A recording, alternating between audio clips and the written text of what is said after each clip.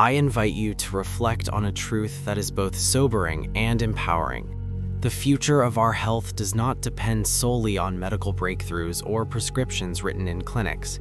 It depends on awareness, understanding, and the courage to ask the right questions. The story we examine today is not merely about a medication or a study. It is about the evolving understanding of human health, the importance of personalized care, and the responsibility we all share in shaping healthier lives. High blood pressure, often called the silent killer, affects millions of people worldwide. It rarely announces itself with dramatic symptoms, yet it quietly damages the heart, brain, and blood vessels over time. For decades, beta blockers have stood as one of the most trusted tools in the fight against hypertension. They have saved countless lives by slowing the heart rate, lowering blood pressure, and reducing strain on the cardiovascular system. For many, these medications have been a lifeline. However, progress in medicine does not mean accepting yesterday's knowledge as final truth. Science moves forward by questioning assumptions, examining patterns, and refining what we think we know. A recent study from the University of Bologna does exactly that. It challenges us to look deeper, particularly at how treatments may affect women and men differently. This large-scale study, involving more than 13,000 adults across 12 European countries, focused on individuals with high blood pressure who had never been diagnosed with heart disease.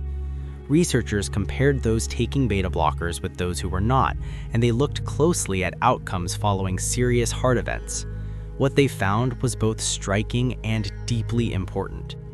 Women who were taking beta blockers and later experienced acute coronary syndrome, a sudden reduction of blood flow to the heart, were significantly more likely to develop heart failure than men in the same situation. The difference was not small or insignificant. Women faced a 4.6% higher risk overall, and in cases of the most severe type of heart attack, known as ST segment elevation myocardial infarction, the risk rose to 6.1%. These numbers matter. Behind every percentage point is a human life, a family, a future altered. Heart failure is not a minor complication. It is a serious, often life-threatening condition that drastically reduces quality of life and long-term survival. The study revealed that people who developed heart failure after a heart attack were nearly 7 times more likely to die than those who did not. This is not meant to create fear. It is meant to awaken awareness. What makes these findings particularly powerful is the contrast they reveal. When beta blockers were not used, men and women had nearly identical risks of developing heart failure. This suggests that the medication itself, rather than the disease alone, may be playing a significant role in the difference. And that realization challenges a long-standing assumption in medicine that treatments proven effective in one group automatically work the same way in another. For decades, much of medical research was based primarily on male participants. Women's biology, hormonal cycles, and metabolic differences were often underrepresented or overlooked. As a result, certain medications were approved and prescribed without a full understanding of how they might affect women differently. This study adds to a growing body of evidence showing that such differences matter, sometimes profoundly. Why might beta blockers affect women differently? Scientists are still working to answer that question. One possible explanation involves hormone replacement therapy, which some women use after menopause. Hormones can influence how drugs are absorbed, metabolized, and eliminated from the body. Another explanation lies in fundamental biological differences, body composition, enzyme activity, and cardiovascular responses that vary between sexes. These factors can change how a medication behaves once it enters the bloodstream.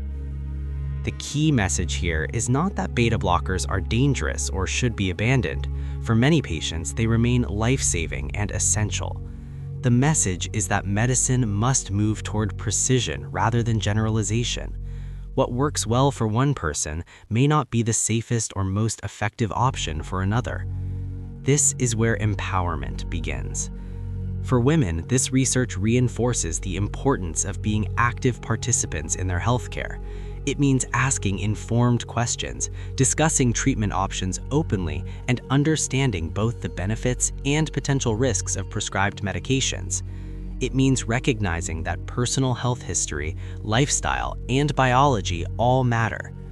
For healthcare providers, it is a call to practice truly individualized medicine.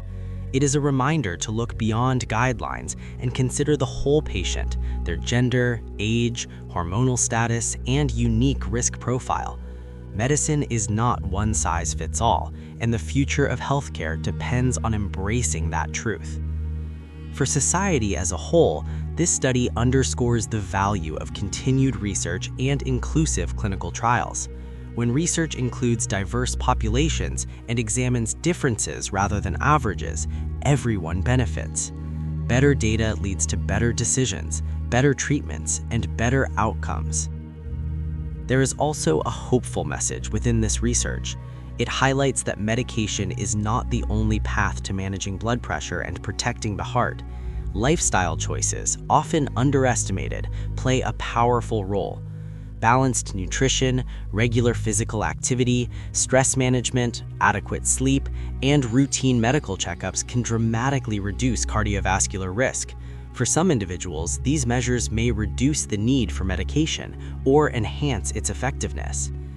This is not about rejecting modern medicine. It is about using it wisely, in harmony with lifestyle choices and personalized care.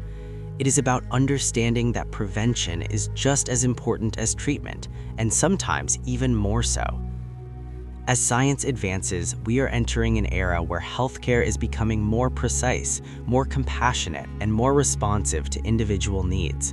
Studies like this one are not warnings to be feared. They are guideposts pointing us towards smarter, safer, and more effective care. Let us take this knowledge as motivation, not to worry, but to act, to ask questions, to learn, to advocate for ourselves and for those we care about, to support research that includes everyone, not just a select few, and to remember that good health is not merely the absence of disease, but the result of informed choices made day after day. In the end, the message is clear. Understanding our bodies empowers us. Awareness saves lives.